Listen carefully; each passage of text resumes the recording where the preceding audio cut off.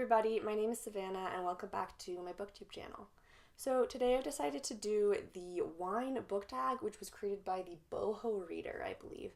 And so basically each of these questions is themed after a specific type of wine and like the flavor notes or something. They're kind of weird questions and I like them. I also didn't pre-plan anything, so we'll see how this goes. Also, side note, I'm drinking boxed wine, which happens to be the first question. So, boxed wine, a book people judge you for, but that I like anyways. I think for this, honestly, the only book that people would really judge me for, beyond people who just judge fantasy in general, would be any of my Sarah J. Maas books. I have a love-hate relationship with those because I really do enjoy reading them just because they're so fun and fast and they're just dramatic as fuck. They are problematic, and at times, Aelin, the main character, can be so annoying. Jesus goddamn Christ. So I'd have to say those. They are pretty trashy. The sex is pretty atrocious, and there's a lot of it. So yeah, those. 2, Organic Wine, a book without any added crap that is written perfectly. I mean, it's hard to say that a book is written perfectly unless it's mine. But I think I'd have to go with any Laini Taylor book, especially like Daughter of Smoke and Bone. She writes so gorgeously, and there's just the right amount of like action and drama and romance that just makes those books really good. That was great. Wow, good job. 3, I don't know how to pronounce this because it's German, but it's Glühwein? I don't know. A spicy wintry read. For this, I don't think there's any better wintry read other than those by Naomi Novik, so Uprooted and Spinning Silver. Spinning Silver, which just came out particularly because it's cold as balls all the time. They're just so atmospheric, and they've got that like slow, sort of like warm flow to them. It feels like you're drinking apple cider even though you're not. I don't know, it's great. It's a good time and you should read them. 4, Sauvignon Blanc, a really sharp and aggressive read that I couldn't put down. So for this, I'd have to go with The Cruel Prince by Holly Black, I think, mostly because all of the characters are just very stabby and pointy and poignant. Yep, cool puns. So yeah, that was a good description. Cool, let's move on. 5, Pinot Noir, a book I didn't expect much from but was blown away with. I guess I'd have to go with the Winner series by Marie Rudkowski. I went into those, I needed like a kind of slightly trashy, fast read.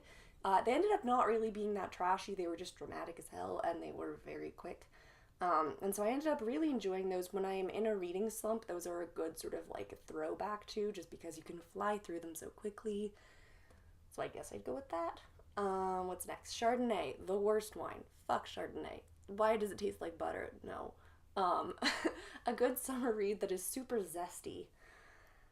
Super zesty. I think I'd have to go with anything by Laura Thalassa, who is, like slightly trashier Sarah J. Maas.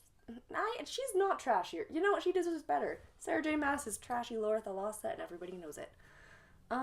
She just writes the sort of like really fucking intense romances. They're all like paranormal romances. So my current favorite is Pestilence. Basically, the apocalypse happens, and there's like the 4 horsemen involved, and Pestilence, the first of the horsemen, ends up falling in love with a human, and it's dramatic as fuck, and you can read it in like one sitting, and it's delightful. So yeah, that. 7, Rosé, a book with a little bit of everything. I don't know what that means. Fuck, I didn't think about this. Oh, shit, you know what? Fury Born by Claire Legrand. This book has basically everything you could ever want. It's like dark, but there's also like solid humor in there that like keeps it light.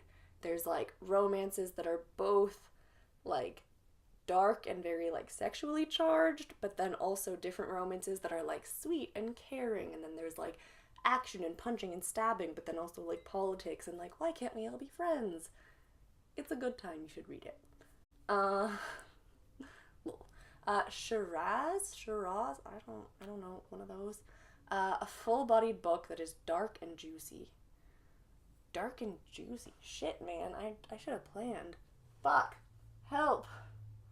Uh, The Poppy War. Well, I don't know if you could say that's juicy per se. It's got the dark bit down though. So The Poppy War by R.F. Kuang. Love that book, big fan. Uh, hmm. I still don't know what this question's about, so we're gonna move on. Shit. Fuck. Whatever. 9. Merlot. A smooth and easy read with a soft finish.